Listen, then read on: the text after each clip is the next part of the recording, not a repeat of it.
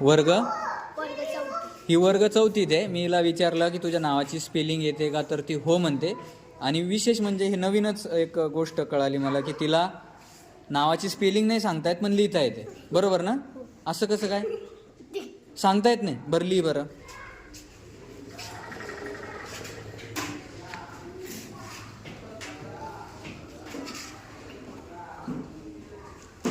तिने लिहिले सोनाक्षी. आता बाई यस हा किती नंबरला आहे, ओ किती नंबरला आहे, त्याच्या अंक खाली लिही.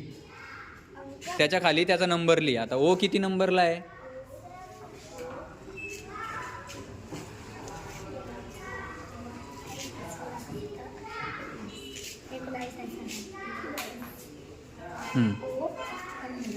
एन किती नंबरला आहे?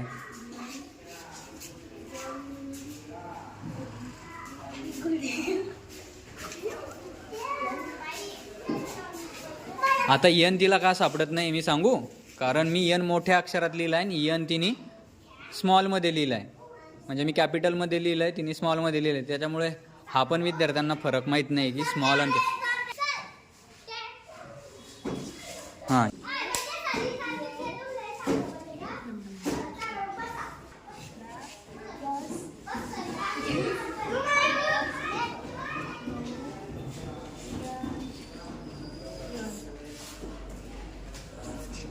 आता बघा तिने एन पुन्हा आलेलं आहे, नाही एच येते.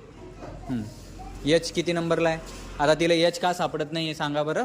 मी तुम्हाला याचं आधी उत्तर दिलं आहे. कारण मी एच कॅपिटलमध्ये लिहिलं आहे आणि तिने एच स्मॉलमध्ये लिहिलं आहे. म्हणजे याच्यातून असं कळतं की विद्यार्थ्यांना कॅपिटल आणि स्मॉलचा फरक पण सुद्धा कळालेला नाही. वर्ग चौथा.